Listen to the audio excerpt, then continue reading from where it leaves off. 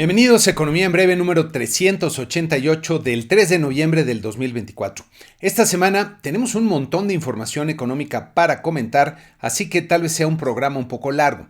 Comenzamos en México con las cifras que publicó el INEGI del avance del PIB del tercer trimestre, en las que presentan solo los crecimientos de las grandes divisiones que pueden ver aquí en este cuadro. En una primera y muy superficial lectura, el crecimiento del total de la producción fue sorprendentemente elevado, con 1% en el trimestre, que equivaldría a una tasa anual del 4.1%. En esta gráfica podemos ver que luego de 3 trimestres muy malos, el crecimiento del tercer trimestre fue el de los más elevados en los años recientes. El sector industrial también presentó un trimestre sumamente positivo, como vemos aquí, con un crecimiento de 0.9% trimestral desestacionalizado, mejorando fuertemente respecto a los 3 trimestres previos. También el PIB de los servicios creció 0.9%, mejorando considerablemente respecto a los 4 trimestres precedentes, como ven en esta gráfica. Estas cifras, que recordemos son preliminares y son estimaciones econométricas, sugieren que la economía habría cambiado drásticamente de tendencia para comenzar a crecer con fuerza. Pero al ver otros indicadores que tienen un desempeño contrastante, me parece que hay que tomar estas cifras del PIB con mucha reserva. Por ejemplo, en esta gráfica podemos ver el crecimiento del tercer trimestre de cada año en el número de asegurados en el IMSS, que este año pues fue el peor que se ha registrado en los últimos 10. Usualmente se esperaría que una economía creciendo al ritmo que arrojó el avance del PIB pues estaría generando muchos empleos, pero no un resultado tan opuesto y contrastante como el que estamos viendo.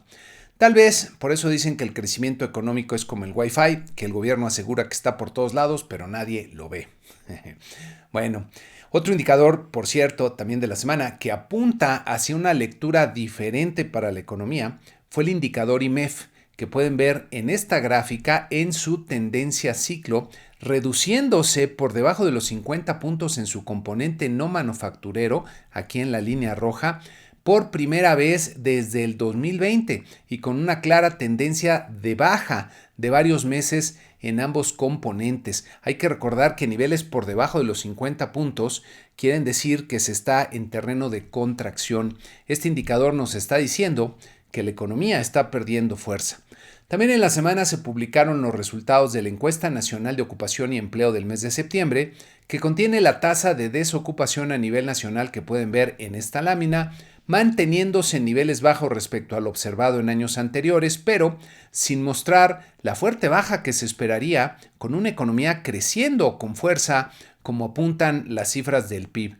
Uno de los datos de la ENOE que llamó la atención de los medios fue la reducción de 276,000 personas en la población ocupada en este mes de septiembre, que pueden ver en la última barrita de esta gráfica. Nuevamente llama la atención que la población ocupada no esté creciendo con la solidez que se esperaría con una tasa de crecimiento tan elevada para la economía. También en la semana se publicaron las cifras de la balanza comercial del mes de septiembre que pueden ver en este cuadro resumen, del que destacaría la desaceleración en las importaciones que pueden ver al comparar el crecimiento del acumulado enero-septiembre con el mes solito de septiembre, resaltado aquí en los cuadritos amarillos.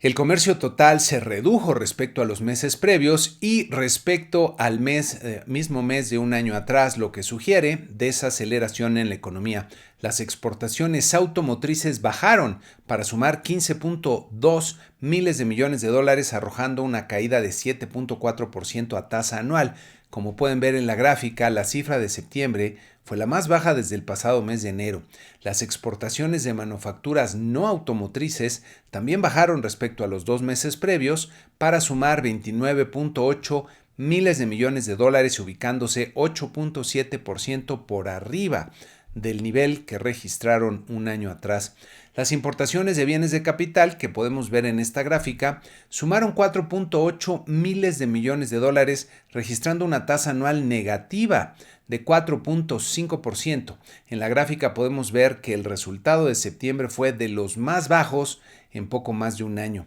las importaciones de bienes intermedios que están más relacionadas con el ritmo de producción al interior de nuestro país sumaron 35.5 miles de millones de dólares en septiembre y, como ven en la gráfica, fue el monto más bajo en los últimos 6 meses. Las importaciones de bienes de consumo sumaron 6.8 miles de millones de dólares, quedando por debajo de algunos meses previos, como pueden ver aquí, pero mantienen todavía un nivel elevado, incluso a pesar de la depreciación que ha tenido el tipo de cambio desde el mes de junio.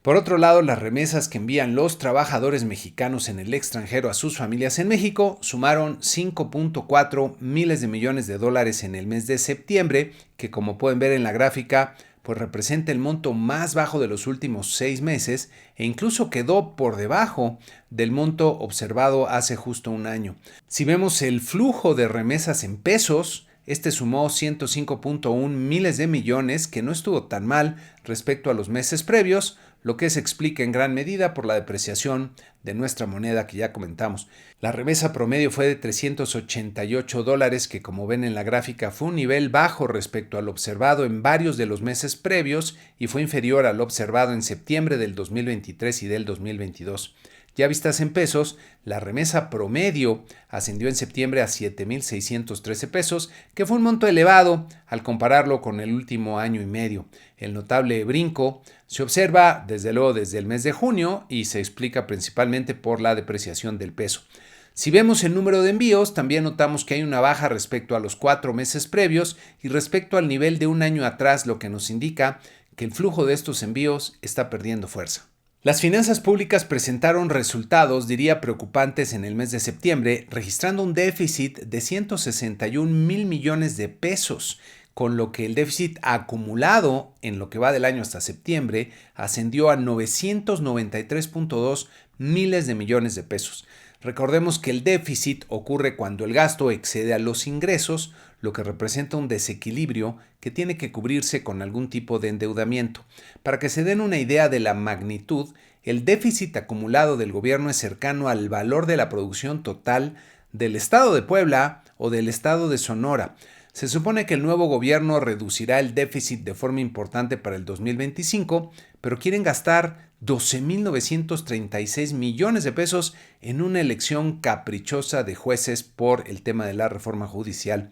Parafraseando al clásico neoliberal mexicano, la austeridad republicana es un mito genial. Regresando al cuadro, uno de los renglones que más está creciendo es el de los subsidios y transferencias, que revela la fórmula básica del gobierno de regalar dinero sin tener claro de dónde saldrá, cómo se va a financiar. Por el lado de los ingresos, hubo reducciones en varios renglones importantes, como ven aquí,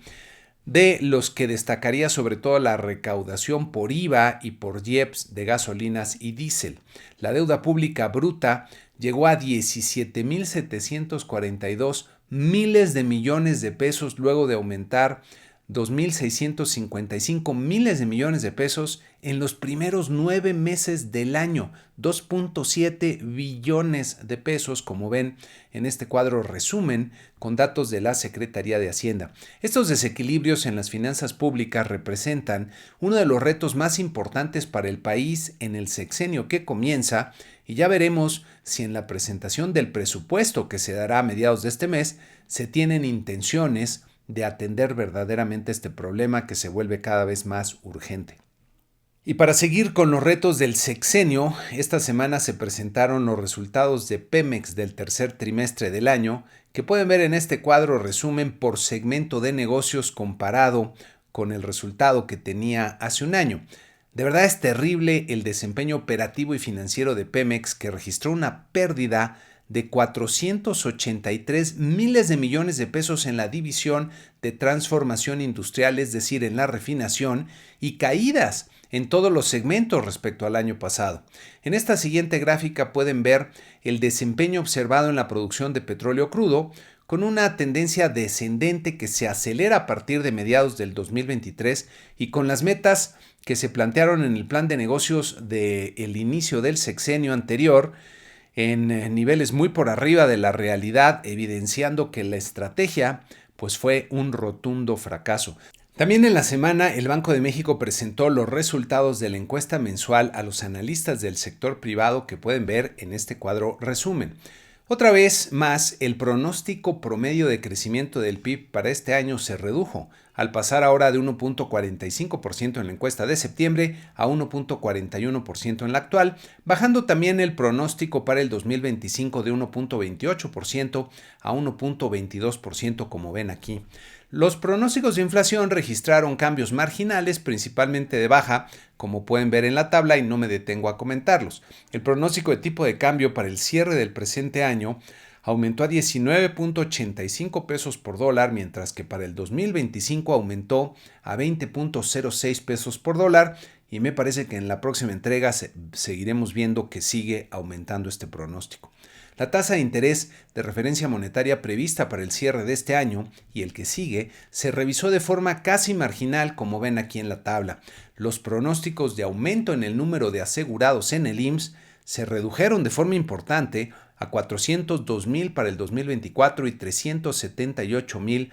para el 2025, reflejando los malos resultados que ha presentado este indicador en meses recientes. En esta siguiente gráfica pueden ver las trayectorias previstas para la inflación general en la línea amarilla y subyacente en la línea azul, de acuerdo con el promedio recogido por la encuesta de Banxico y a tasa anual. Como puede verse, la inflación general se reduciría de forma importante para diciembre y enero próximos, para luego rebotar un poco y reducirse de forma abrupta en el mes de julio, quedando pues todo el tiempo que vemos aquí por arriba del 3%. La inflación subyacente presenta una tendencia bastante lateral entre el 3.5 y el 4% para los siguientes 12 meses. Al revisar las expectativas recogidas de forma cualitativa en la encuesta, el 72% de los analistas anticipa que el clima de negocios se empeorará en los siguientes 6 meses y 69% de los encuestados considera que la coyuntura para invertir es mala, así que pues hay pesimismo entre los analistas. Por cierto, tengo un amigo pesimista que cuando le dicen que hay que ver el vaso medio lleno, él responde que está medio lleno de problemas. En fin, pasando a Estados Unidos, esta semana se publicaron las cifras del Producto Interno Bruto del tercer trimestre que pueden ver en este cuadro resumen. El crecimiento del total fue ligeramente menor al que se esperaba, 2.8% contra 3%, desacelerando un poco respecto al observado del segundo trimestre, pero todavía con un ritmo elevado. El consumo privado se aceleró de forma importante respecto al segundo trimestre, creciendo 3.7% y superando el 3% que anticipaba el promedio de analistas. También se observaron repuntes fuertes en la inversión en equipo, exportaciones e importaciones y sobre todo en gasto gubernamental en defensa, que es un renglón que me parece pues mantendrá un elevado dinamismo en los próximos trimestres ante la creciente conflictividad que se ve en el mundo. El renglón que marcó el contraste fue el de inversión en estructuras, que se contrajo 4% y sumó 2 meses muy malos, lo que sugiere un deterioro en las perspectivas de crecimiento de mediano plazo. También en la semana se presentó el reporte de ingreso y gasto personal del mes de septiembre, con un crecimiento del ingreso de 0.3% nominal, ligeramente por debajo del 0.4% que se esperaba. En esta gráfica se presentan, por cierto, los valores en términos reales, es decir, en billones de dólares del 2021, para el ingreso, que logró hilar 5 meses subiendo. El consumo personal, por su parte, creció por arriba de lo previsto, 0.5% nominal contra 0.4%. En esta gráfica les presento los valores en términos reales del consumo, que también ligó 5 meses consecutivos aumentando. En este reporte se presenta también la inflación medida por el índice de precios del gasto personal en consumo, que excluye alimentos y energía, el llamado Core PCE, que es el indicador de inflación más importante para las decisiones de política monetaria de la Reserva Federal. En esta gráfica pueden ver las variaciones mensuales con vaivenes marcados en la línea amarilla. El resultado de septiembre estuvo en línea con el 0.3% previsto, pero, como pueden ver, se elevó a niveles que quedarían por arriba del rango observado previo a la pandemia y por arriba de lo que sería compatible con una inflación de 2% que persigue la Reserva Federal. A tasa anual, este indicador descendió de forma apenas perceptible, manteniéndose en 2.7% por tercer mes consecutivo. Me parece que estos resultados son bastante incómodos para la Reserva Federal, pero no la detendrán por lo pronto para realizar una baja de 25 puntos base en su tasa de interés en su reunión de la semana que está por iniciar. También en la semana se presentó el reporte de empleo del mes de octubre con una sorpresa bastante negativa en las nóminas no agrícolas que apenas aumentaron en 12,000 puestos de trabajo cuando se anticipaban 125,000. Hay que notar que las cifras están afectadas por los dos fuertes huracanes que azotaron el sureste y por la huelga de trabajadores en la empresa aeronáutica Boeing. La tasa de desempleo se mantuvo en 4.1%, al parecer sin ser afectada por los eventos ya comentados. Las remuneraciones medias por hora aumentaron 0.4%, superando la expectativa de 0.3%, lo que representa un foco amarillo para la inflación. A tasa anual, estas remuneraciones repuntaron marginalmente para ubicarse en 4%, que como pueden ver en la gráfica, es un nivel claramente por arriba de lo que se tenía antes de la pandemia. El reporte dejó la impresión de que el mercado laboral se sigue enfriando gradualmente, pero preocupa el tema de posibles presiones inflacionarias. Pasando a los mercados financieros, esta semana se observaron nuevamente pérdidas casi generalizadas en los mercados accionarios de nuestra muestra, con el promedio de los 10 índices que seguimos bajando 1%, como pueden ver en esta lámina, en la que también presentamos en esta ocasión el rendimiento que se observó en el mes de octubre, que como pueden ver fue un mes malo, ya que prevalecieron fuertemente las bajas. La Bolsa de Valores de México tuvo una mala semana también al perder 2.2% y terminar en las 50,622 unidades. En esta siguiente gráfica pueden ver que el índice de precios y cotizaciones rompió a la baja el nivel de los 51,000 puntos, marcando una tendencia de baja a pesar de los vaivenes que ha mostrado desde las elecciones. El tipo de cambio se depreció de forma importante en la semana, terminando en 20.28 pesos por dólar, posiblemente reaccionando tanto a la incertidumbre que generan eventos internos como los atropellos del Congreso sobre la Corte y externos como la posibilidad de que Trump gane la presidencia en Estados Unidos. En esta gráfica podemos ver el desempeño del tipo de cambio en los últimos años y podemos ver cómo estamos regresando a este nivel cercano a los 20 pesos por dólar que durante la mayor parte del 2021 y 2022 sirvió como eje para las fluctuaciones de la moneda, que estuvo básicamente lateral. Me parece que ante la gravedad de lo que ocurre en el entorno político interno, con una crisis constitucional que podría escalar de forma significativa, el tipo de cambio tiene mucho recorrido al alza para las próximas semanas y meses. Las tasas de interés de los bonos de 10 años siguieron subiendo en la semana tanto en México como en Estados Unidos, como pueden ver en esta gráfica, con los bonos de México manteniéndose por arriba del 10% de rendimiento toda la semana. En esta siguiente gráfica podemos ver que los niveles alcanzados por la tasa del bono mexicano de 10 años está cerca de los picos observados en los últimos 2 años, pero nuevamente, ante la gravedad de lo que ocurre y los problemas que se tienen en las finanzas públicas y en Pemex, me da la impresión de que podemos tener estos niveles por arriba del 10% por un buen rato. Esta semana tendremos bastante información económica para comentar, comenzando en México el lunes, con las cifras de inversión fija bruta del mes de agosto, consumo privado del mercado interior, también del mes de agosto. Luego el martes tendremos los resultados de la encuesta de Citibanamex y el miércoles cifras de la industria automotriz del mes de octubre para terminar el jueves con las cifras de inflación del mes de octubre. En Estados Unidos tendremos desde luego en el evento estelar de la semana para todo el mundo, diría, las elecciones presidenciales en Estados Unidos, presidenciales y del Congreso, y después el jueves veremos la decisión de política monetaria de la Reserva Federal. Por cierto, para las elecciones presidenciales, hay que tener en cuenta que están muy cerradas de acuerdo con lo que podemos ver en las encuestas, digamos, serias, como estas que les presento de la página 538, con la vicepresidente Harris con una pequeña ventaja, o en esta otra de Real Clear Politics, en la que Trump aventaja por un pelo. Me impresiona, por cierto, la cantidad de desinformación que está fluyendo en las redes sociales por todos lados, en un claro intento por definir o influenciar el resultado electoral en el que se juega muchísimo, no solo para Estados Unidos, sino para todo el mundo. Para la sección Misión Prosperidad les tengo una reflexión muy breve. Nos dice Matt Ridley en su extraordinario libro The Rational Optimist lo siguiente: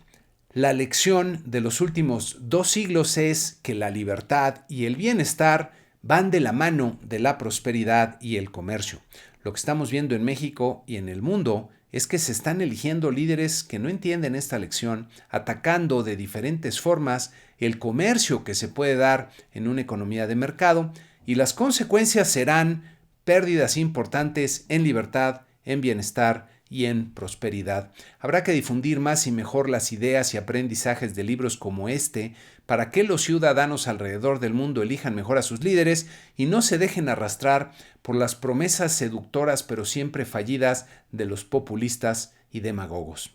Y con esto terminamos este programa 388 de Economía en Breve. Muchas gracias y que tengan una excelente semana.